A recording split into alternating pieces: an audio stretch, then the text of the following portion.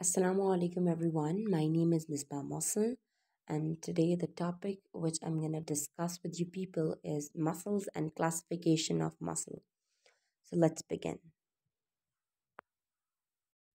Muscle basically क्या है? Muscle specialised tissues होते हैं जो हमारे पास कॉन्ट्रैक्शन और रिलैक्सेशन करते हैं, और यही मसल्स की वजह से हमारी बॉडी जो है उसको मूवमेंट हम आराम से कर सकते हैं। हमारी डिफरेंट बॉडी पार्ट्स हैं वो आराम से जो मूव कर सकते हैं वो मसल्स की वजह से ही हैं।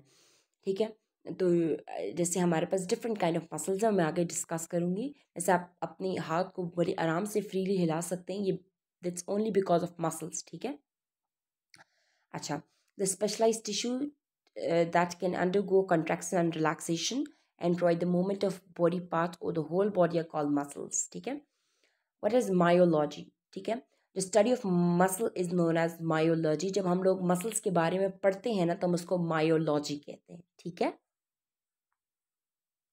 तो मैंने आपको नेक्स्ट स्लाइड में शो किया, मैंने आपको कहा कि मसल्स की वजह से हमारी बॉडी कंट्रैक्शन और रिलैक्सेशन करती है, मतलब मूवमेंट जो है मसल्स की वजह से प्रोवाइड होती है। तो मैंने आपको उस तरह कहा था कि तीन तरह के मसल्स भी होते हैं। देखो, स्केलेटन मसल्स हैं, स्मूथ मसल्स हैं, कार्डिक मसल्स हैं। तो मैंने आपको एक डायग्राम भी शो की हुई, आप यहाँ से भी एक आइडिया ले सकते हो। ठीक है, अच्छा, next is number of muscle. ठीक है, हमारी बॉडी ह्यूमन बॉडी के अंदर कितने मसल्स होते हैं? तो human body basically contain more than 600 muscles. ठीक है, हमारी ह्यूमन बॉडी में 600 से ज़ायद मसल्स पाए जाते हैं, और muscles perform many useful function and help us to do everything in a day to day life. ठीक है, जो मसल्स मैंने आपसे कहा, मसल हमें मूवमेंट में हेल्प करते हैं, हमारे काम में जो हम दिन दिन में रोज़ाना काम करते हैं ना, उसमें हम जैसे हम चलते फिरते हैं, that's all because of muscles. ठीक है, अगर मसल्स ना हो तो हम नहीं प्रॉपरली नहीं चल सकते, हम लोग काम नहीं कर सकते, तो ये सिर्फ मसल्स की वजह से होता है। ठीक है, अच्छा, अब हम आते हैं क्लासिफिकेशन ऑफ मसल की वजह से। ठीक है, कि मसल कैसे कैसे क्लासीफाई हुए हैं, किन बेसिस पे क्लासीफाई किए गए बेसिकली। ठीक है, तो classification of muscle are classified by 3 different method based on the different factors. ठीक है, मसल्स को जो क्लासिफिकेशन की गई है ना, वो 3 डिफरेंट मेथड्स पे की गई है। ठीक है, और किन फैक्टर्स पे की गई है? कि depending on the presence and absence of striations. ठीक है, कि किस बेसिस पे की गई है कि कुछ मसल है जिनके अंदर स्ट्राइएशंस पाई जाती हैं, कुछ कुछ मसल्स के अंदर स्ट्राइएशंस नहीं होती हैं। ठीक है, अब स्ट्राइएशंस क्या हैं ये मैं आपको आगे चल के बताऊंगी। ठीक है, सो डोंट कंफ्यूज कि अब स्ट्राइएशंस क्या है, मैं आपको आगे बताती हूँ डिटेल में कि स्ट्राइएशंस क्या होती हैं। Depending on control. ठीक है, अब डिपेंडेंट ऑन कंट्रोल, कुछ मसल्स हमारे कंट्रोल के अंदर होते हैं और जिनको हम खुद हिला सकते हैं, और कुछ मसल हमारे कंट्रोल के अंदर नहीं होते। तो इस तरह इन बेसिस पे हमने मसल को क्लासीफाई किया हुआ होता है।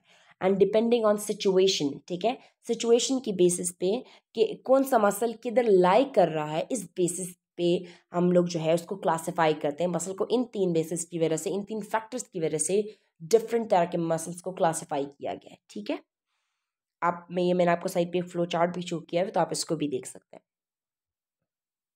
अच्छा, द फर्स्ट सिचुएशन वाज, जो पहला फैक्टर था क्लासिफिकेशन की बेस का, तो that was depending upon striations. ठीक है, तो स्ट्राइएशंस की बेस पे हम लोगों ने मसल्स को क्लासिफाई किया गया है।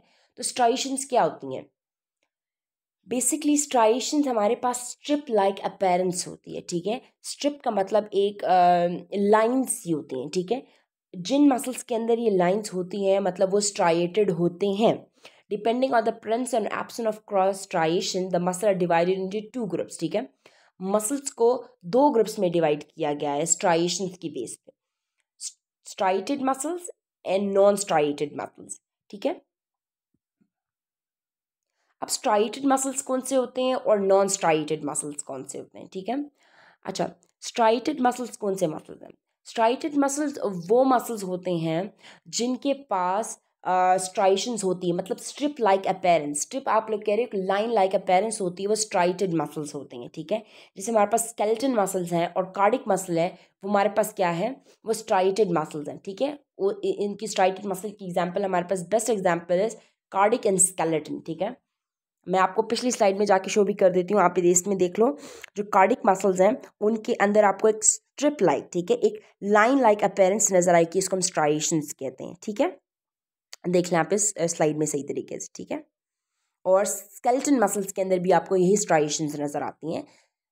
अच्छा, नॉन स्ट्राइटेड मसल्स क्या होते हैं? वो मसल जिनके अंदर आपको ये स्ट्रिप लाइक अपीयरेंस, ठीक है, मतलब ये एक लाइन जो है, ट्रांसवर्स लाइंस जो होती हैं आपको नज़र नहीं आती, उनको हम लोग नॉन स्ट्राइटेड मसल्स कहते हैं। जो स्मूथ मसल्स होते हैं, वो जो विसरल ऑर्गन्स के अंदर प्रेजेंट होते हैं, वो क्या होता है? वो नॉन स्ट्राइटेड मसल्स होते हैं। You can see in the picture as well कि आपको इसमें नॉन स्ट्राइटेड मसल नज़र आए हैं जिसमें हमारे पास स्ट्रिप लाइक अपीयरेंस नहीं है, ठीक है, and they are present in the visceral organs.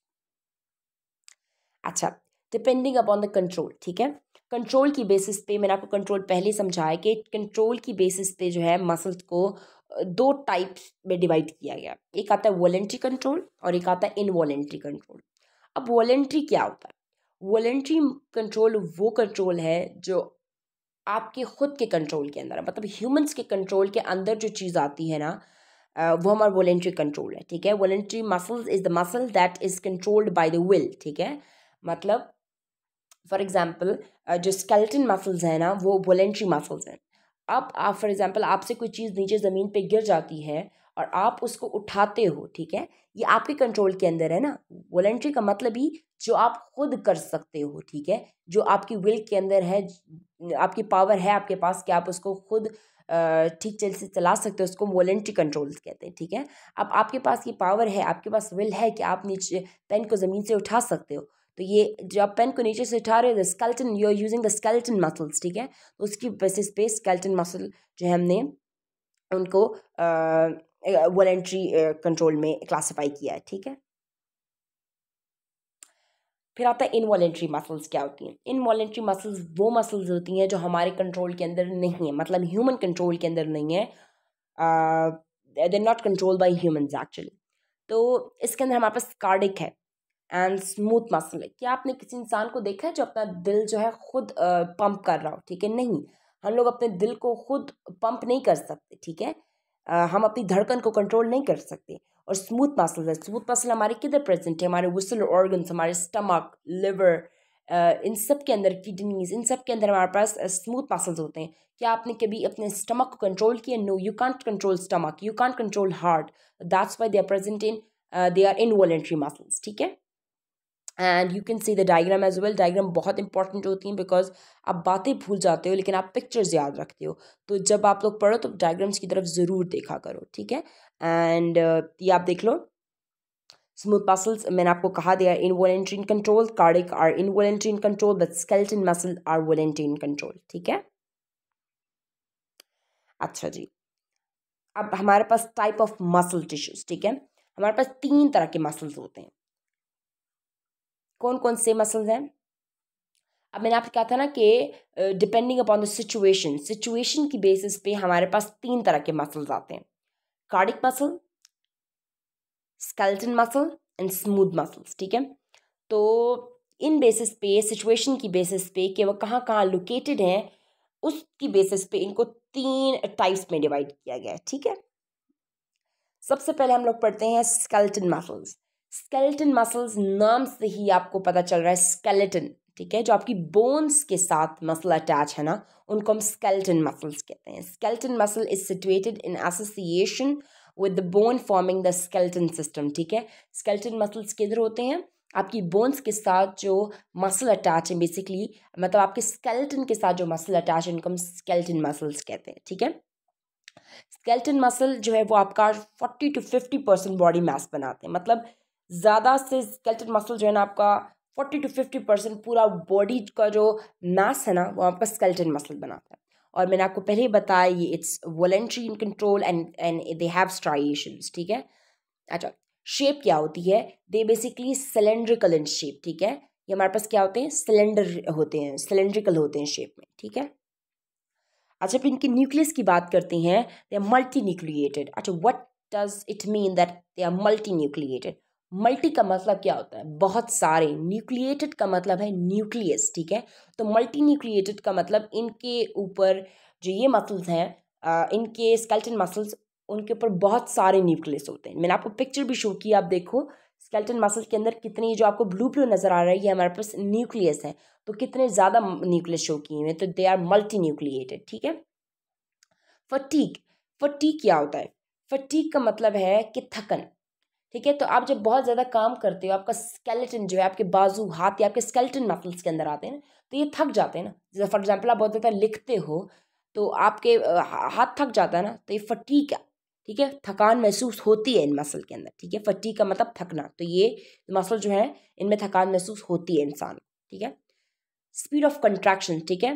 जो इनकी स्पीड ऑफ कंट्रैक्शन, कंट्रैक्ट का मतलब कि जैसे फॉर एग्जांपल आते कोई चीज़ नीचे से कोई चीज़ उठानी, आप जल्दी उठाते हैं ना, तो कंट्रैक्शन की क्या है मतलब कंट्रैक्ट करने की स्पीड इनकी क्या है, बहुत तेज़ है, बहुत जल्दी कंट्रैक्ट करते हैं, ठीक है।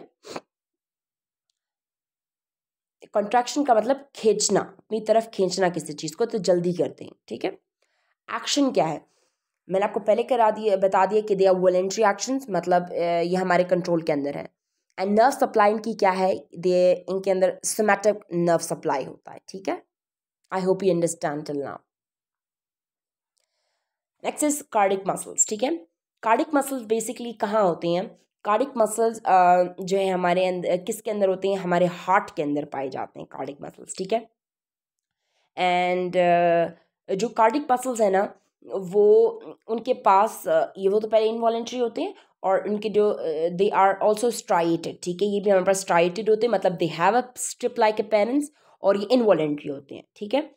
And I told you before that they are present in our heart, ठीक है, हमारे दिल के अंदर है।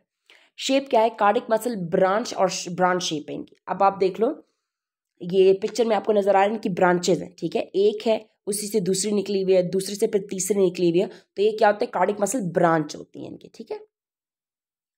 न्यूक्लियस क्या होते हैं, दे आर मोनोन्यूक्लिएटेड। अच्छा, मोनो का क्या मतलब होता है, मोनो का मतलब एक, न्यूक्लिएटेड का मतलब न्यूक्लियस, मतलब इनके अंदर जो कार्डिक मसल है उनके अंदर सिर्फ एक न्यूक्लियस पाया जाता है। अब आप देखो इनका हर एक मसल के अंदर सिर्फ एक एक न्यूक्लियस आ रहा है, तो दे आर मोनोन्यूक्लिएटेड, ठीक है। फटीग क्या है, फटीग का मतलब थकान, मैंने आपको पहले बताया। तो फटीग इज नॉट पॉसिबल, मतलब आपका दिल कभी नहीं थकता ना, हमेशा आपका दिल पंप करता रहता है, धड़कता रहता है। क्या आपका दिल कभी थका है कि मैं कह दूँ थोड़ी देर के लिए बंद हो जाऊँ धड़कन, नो, ऐसा पॉसिबल नहीं है, ठीक है। अगर ऐसा कभी हुआ तो आप मर जाओगे। तो ये कहे हमारा दिल कभी नहीं थकता, ठीक है। स्पीड ऑफ कंट्रैक्शन, तो it have intermediate speed of contraction, मतलब इनकी जो स्पीड ऑफ कंट्रैक्शन है वो क्या है, इंटरमीडिएट है। एक इनका एक टाइम है जिसपे ये स्पीड रिलैक्स होते हैं और कंट्रैक्ट होते हैं, ठीक है। एक्शन क्या है, it is involuntary in action, ये हमारे कंट्रोल के अंदर नहीं है। और इनका नर्व सप्लाई क्या है, ऑटोनॉमिक नर्व सप्लाई है, ठीक है।